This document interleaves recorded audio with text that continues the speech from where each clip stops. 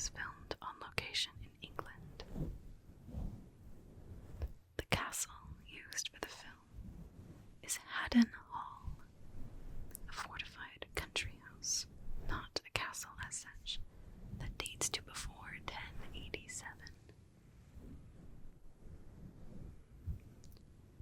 The tapestries in Haddon Hall interior are authentic, dating into the late medieval and Renaissance periods. Although the hall doesn't look quite as cool in real life, they added some fake spires and other things to liven it up a little bit.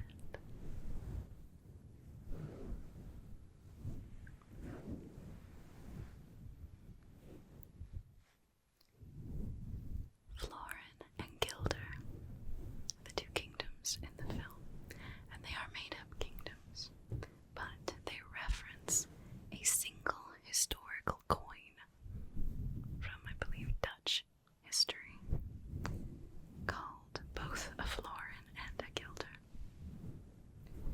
This is a subtle joke, implying that the two kingdoms are interchangeable.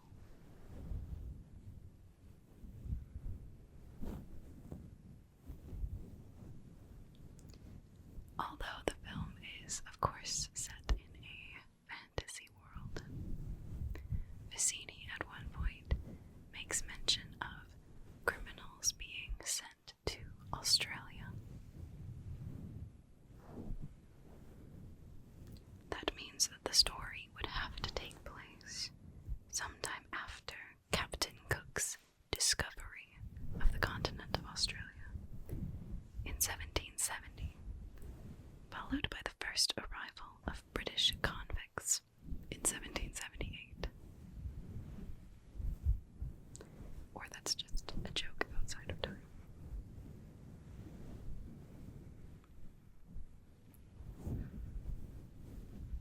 Iocane powder is a fictional poison. I hope you haven't tried to scour the web for where you can buy iocane powder, because you can't.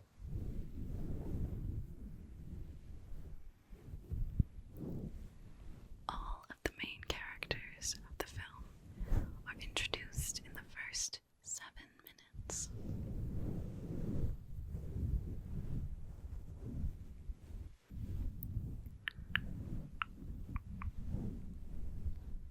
Vizzini is the name of a small town in Sicily, which is where Vizzini is from.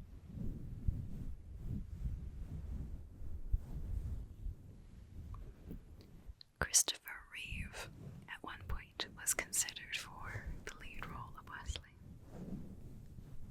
Christopher Reeve, if you don't know that name, he played Superman in like the late 70s, early 80s Superman movies. He was almost Wesley.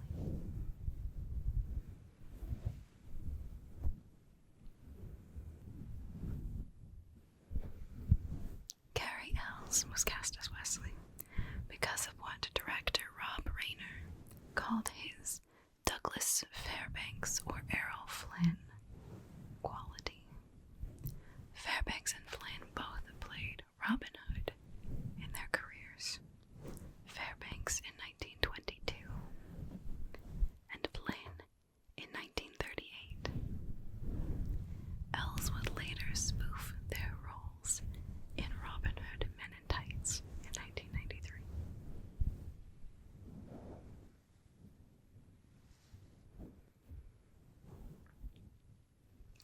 Robin Wright, who plays Buttercup, and Carrie Ells, who plays Wesley, were smitten with each other the whole time that they were filming, naturally helping their chemistry in the movie. Ells said that he couldn't concentrate on much of anything after the first encounter with Robin.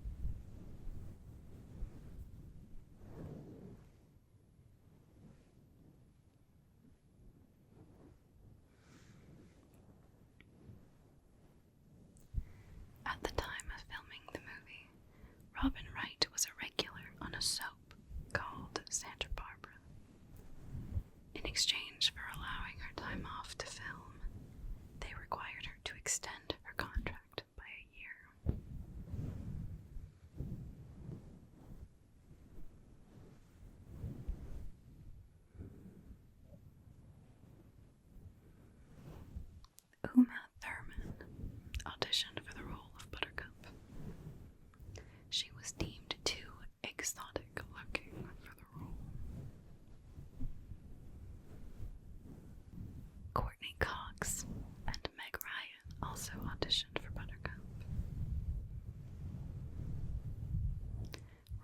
SatansSprite was the last person to read for Buttercup and ended up getting the role.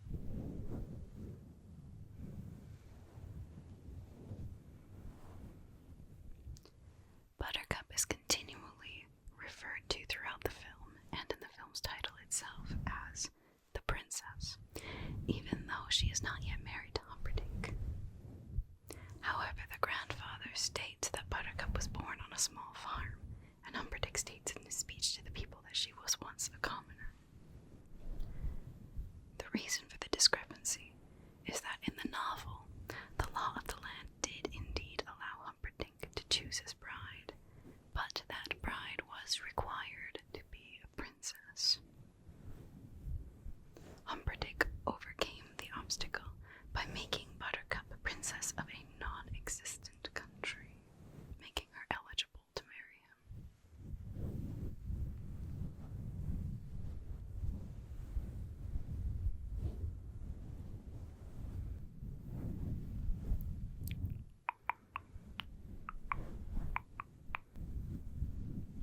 Vicini's advice on not getting involved in a land war in Asia is derived from principles stated by Field Marshal Bernard L. Montgomery in a speech in the House of Lords on May 30th, 1962. Rule 1 on page 1 of the Book of War is, do not march on Moscow. Rule 2 is, do not go fighting with your land armies in China.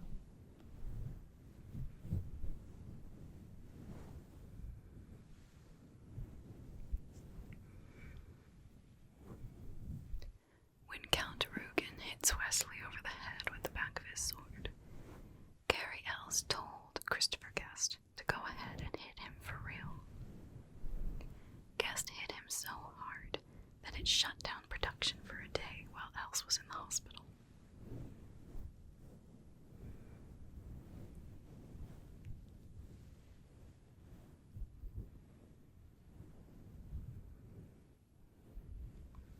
Although Christopher Guest plays a count in the film Count Rugen, in real life he is actually a baron.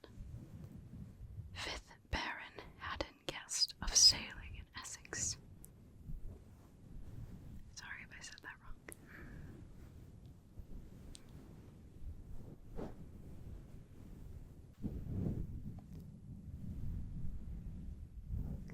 The phrase, as you wish, is said 7 times in the film. 4 times by Wesley, 3 by the grandfather. Inconceivable is said 5 times. And the famous line, my name is Inigo Montoya, you killed my father, prepared to die, is said 6 times.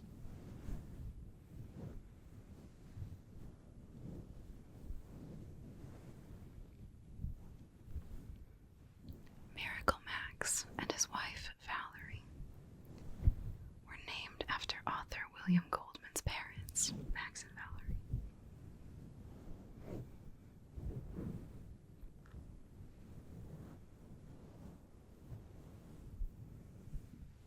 A lot of the dialogue from Billy Crystal's character, Miracle Max, was ad-libbed and didn't appear in the script.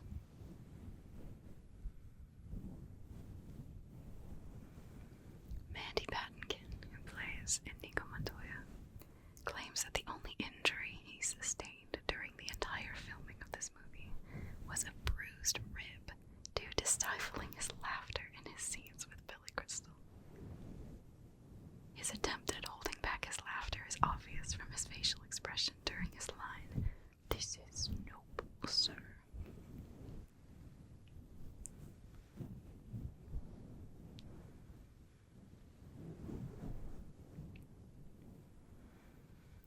Director Rob Reiner left the set while Billy Crystal was filming his scenes because he would laugh so hard that he would feel nauseated.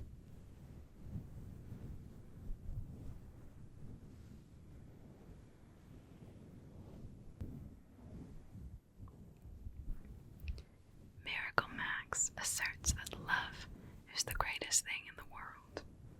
Apart from a nice MLT, mutton, lettuce, and tomato sandwich, when the mutton is nice and lean and the tomatoes are ripe. In the book, Miracle Max states that cough drops are the only thing better than love.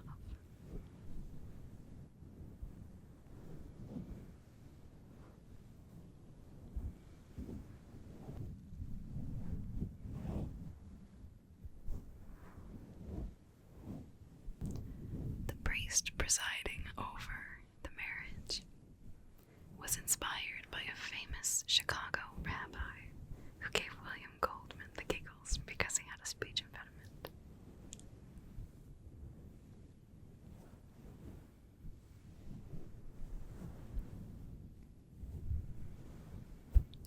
Writer William Goldman was on set during one of the flame-burst scenes in the forest when Robin Wright's dress got on fire.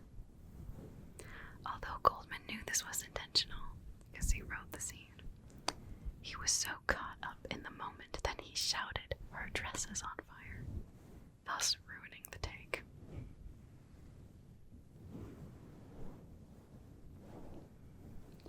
The fire swamp set was so cool that William Goldman liked to just hang out in there.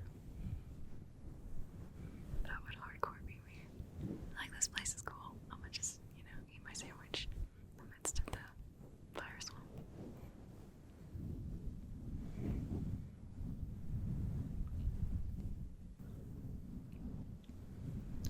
All of the snarling and growling sounds from the ROUSs were made by director Rob Reiner himself. He almost lost his voice recording them.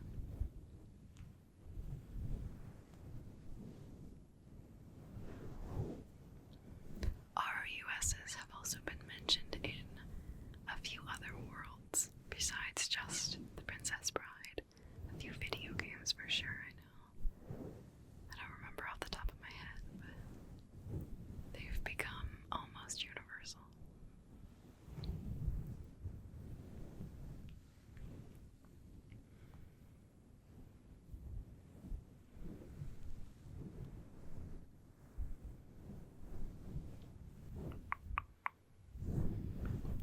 There were no shrieking eels in the original novel. After Buttercup jumps overboard, Vicini warns her of sharks in the water.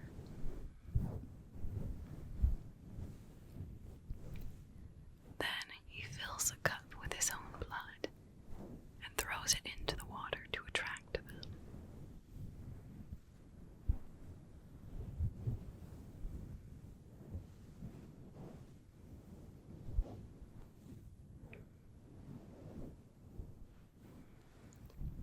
There really was a Dread Pirate Roberts, Bartholomew Roberts, also known as Black Bart, who operated in the Caribbean in the early 18th century. He is reckoned by many to have been the most successful pirate of all time.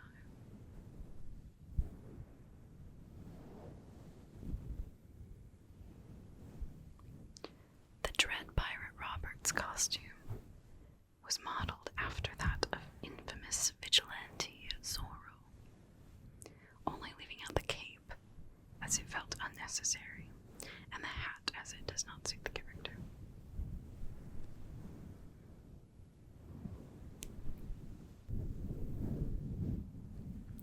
Kareem Abdul-Jabbar was offered the role of Fezzik and was very interested in the part, but was unable to because shooting conflicted with the NBA schedule. Can you imagine how much of a different movie that would have been?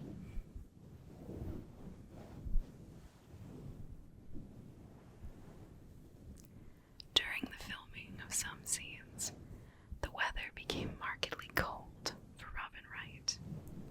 Andre the Giant helped her by placing one of his hands over her head. His hands were so large that one would entirely cover the top of her head, keeping her warm. That is so cute. Like, oh, you're cold. Boop.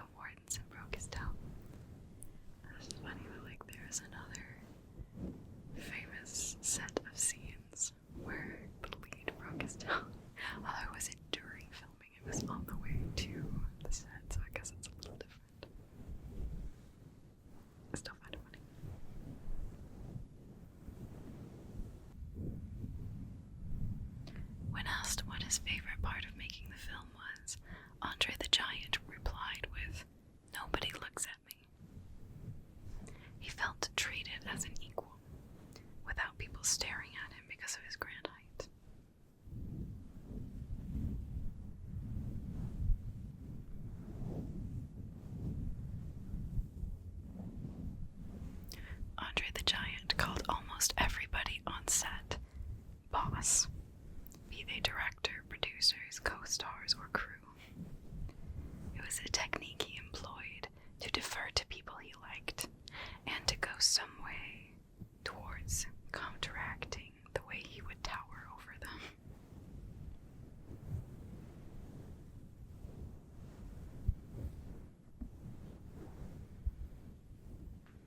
Despite the character Fezzik's almost superhuman strength, Andre the Giant's back problems at the time prevented him from actually lifting anything heavy.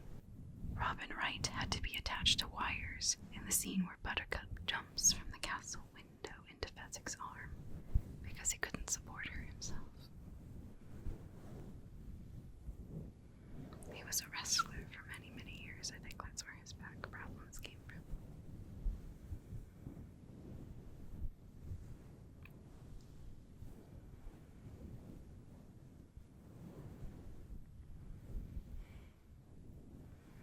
Art director Richard Holland said in an interview that the biggest problem filming the torture scenes with the machine in the Pit of Despair were that the suction cups kept falling out of the straps that were on Wesley, and they would fall off his head and body.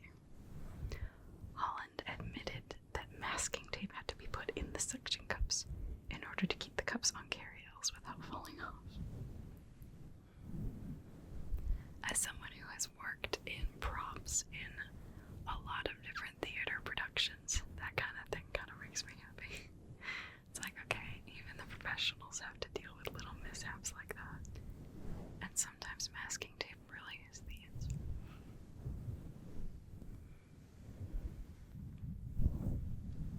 The Pit of Despair, where Wesley is tortured, is a new creation of the movie. It replaces the Zoo of Death from the book, which would have been too expensive to create.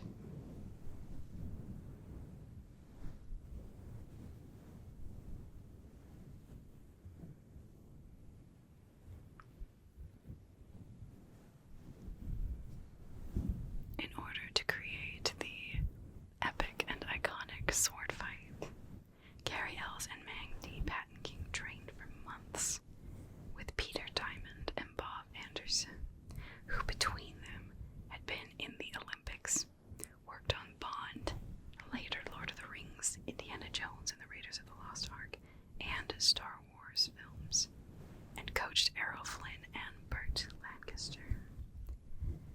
Every spare moment on set was spent practicing. Eventually, when they showed Rob Reiner the sword fight for the movie, he was underwhelmed and requested it be at least 3 minutes long rather than 1 minute.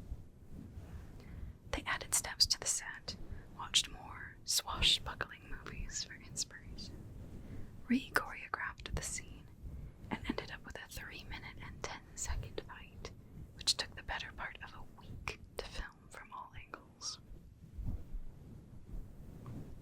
Carrie Ells and Mandy Patinkin performed all their own sword fighting after many hours of training. According to Rob Reiner, the only stunt performed by Ells' stunt double was the one flip during the chatty duelist scene.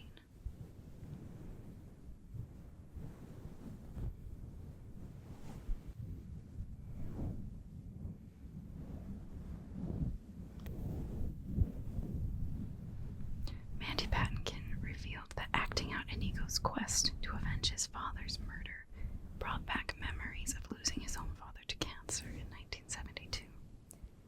He said that when filming the scene when Inigo kills the six-fingered man, he felt like he had just killed the cancer that killed his father.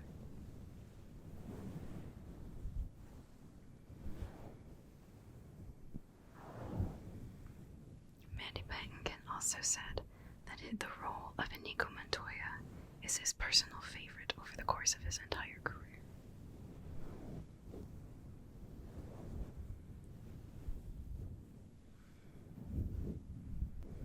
Carrie Ells, who played Wesley, and Robin Wright, Princess Buttercup, were so reluctant to end their time with the film that during their final shared scene, the horseback kiss, one or another of them would keep requesting another take for all sorts of made-up